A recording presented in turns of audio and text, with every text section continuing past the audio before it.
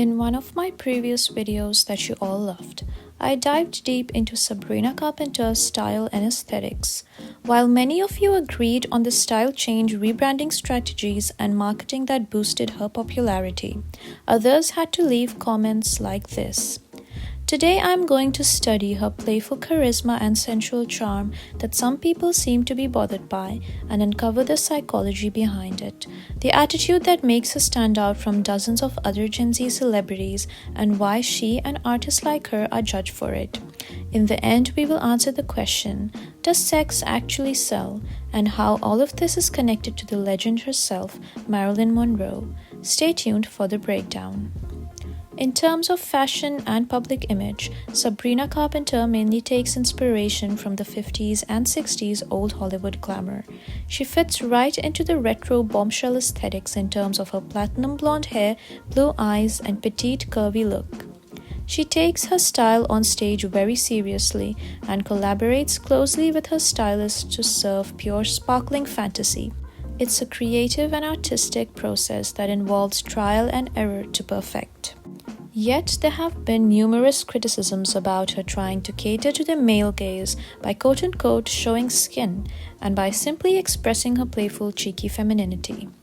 The definition of the male gaze is: the male gaze is the act of depicting women and the world in visual arts and in literature from a masculine heterosexual perspective that presents and represents women as sexual objects for the pleasure of the heterosexual male viewer. Despite this, I wonder why Sabrina Carpenter's fans are mostly young women. Could have something to do with the same reason why mostly women watch the Victoria's Secret shows and obsess over models who have nothing to do with the male gaze in any way. Although it may give some women the idea that this look may be loved by men. If so, I don't see how it's terrible. Be it a man or woman, if you start viewing something from the sexist male gaze perspective, art starts appearing vulgar. But it doesn't end there. Sabrina's racy lyrics and innuendos are also a reason why people are scandalized by her. She has this way of being fearless and unapologetic about it. She doesn't take herself too seriously, something which has been missing in the music industry for quite some time. Almost every artist is trying to make a bold statement, tell a dramatic story, and deal with heavy themes. On the other hand, Sabrina's vibe and music is like riding a comforting carousel in a world full of roller coasters and haunted house rides. Do you feel the same way about this? Let me know in the comments, and please subscribe if you're enjoying the video so far. How the male gaze would see her playfulness and crude humor is by calling her too excited and eager. Sabrina addressed this misconception in an interview. She cleared the rumor by simply stating that is not the case and she just likes to crack jokes and be funny. I think we all can relate to this. The shock factor of making a crude joke is such a thrill, and that's what makes it fun and hilarious, because it's just so stupid and out there. I honestly love that she says whatever she wants and is so unserious about it. Labeling her unique sense of humor as trying to cater to the male gaze is problematic in itself. Let a woman be sexy and funny simply because she wants to. It's really not that deep, especially if you're a widely celebrated pop star making millions. The rigid idea of how the male gaze looks is extremely flimsy. The only way one can tell if something is being catered to the male gaze is by observing if men actually love it. It comes in different forms and visuals, so we can't really condense it into one type of aesthetic. The topic of the male and female gaze is extremely nuanced, yet so generalized by popular culture. Just take it with a grain of salt. When I observe these patterns in pop culture, I can't help but think of Marilyn Monroe. The way Sabrina laughs and carries herself honestly reminds me of the old Hollywood superstar. More than her looks, I think it's the public image and scrutiny that she receives. Makes me want to draw parallels between the two. Marilyn is obviously a legend, and I'm not comparing them in terms of talent, rather studying how history repeats itself in certain ways, especially in the entertainment space. How public perception and psychology has come a long way, yet we can still see recurring patterns and behaviors. Right off the bat, I think we all can agree the carefree, playful, and witty nature Marilyn and Sabrina have in common. When it comes to their public persona, both have these wide, charming smiles and bring out a lot of joy and high energy to the viewers. It's interesting how people, for decades, relate constant and consistent happiness and cheerfulness to being dumb and shallow. Worse if you're a blonde. I honestly think someone should conduct a study on this, on the psychology of being put off by hyperfemininity, blondness, and harmless sensuality. I can understand some people want to see struggle, sadness, and melancholia in order to relate to an artist and have an impression of witnessing depth and layers. However, it's also really important to have entertainers that simply make us smile, surprise us, or even make us cringe a little with their over-the-top persona. To be fair, most people in the public space who have made it big aren't actually dumb. Marilyn certainly wasn't.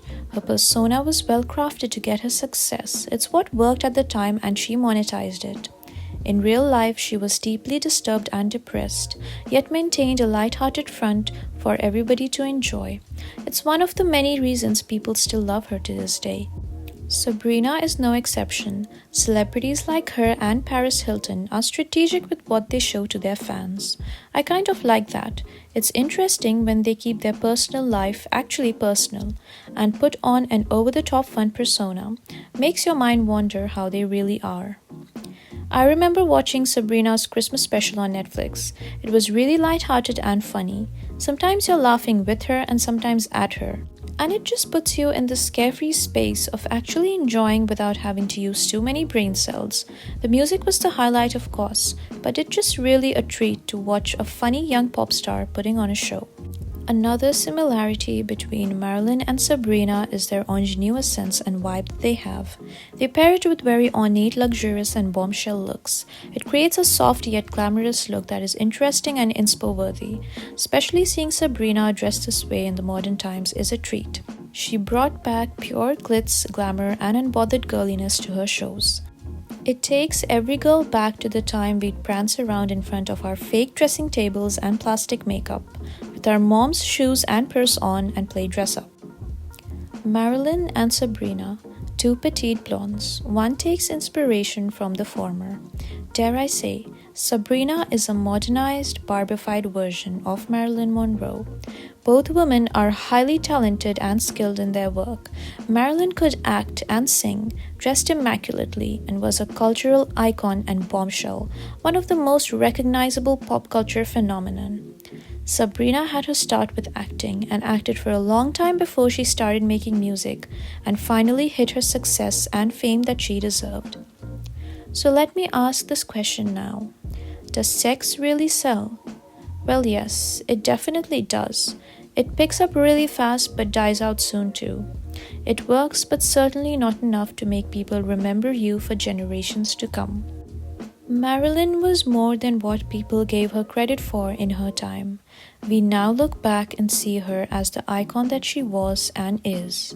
We now understand how poorly she was treated, and how much control she had over her public persona and image.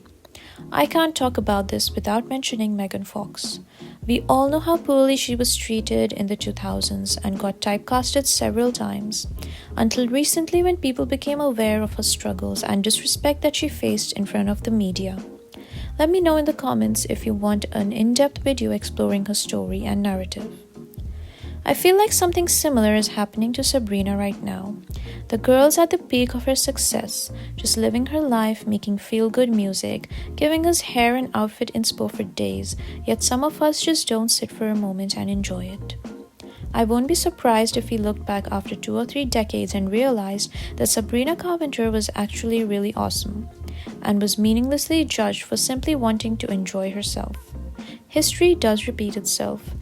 It's interesting to see that even though these two women lived generations apart from each other, had different life experiences and journeys, still share similar experiences and face prejudices when it comes to fame, femininity, and self-expression.